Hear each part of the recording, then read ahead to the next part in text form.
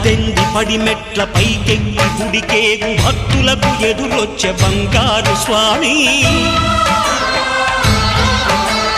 ఇరుముడులు స్పృశించి శుభమనుచు దీవించి జన బృందముల చేరే జగమేలు స్వామి తన భక్తులొనరిల్చు తప్పులకు తడబడి ఒక పక్క ఒరిగెన ఓంకారమూర్తి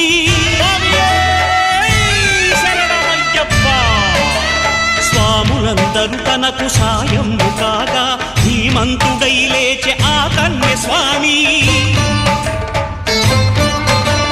పట్టబంధము వీడి భక్తతతికై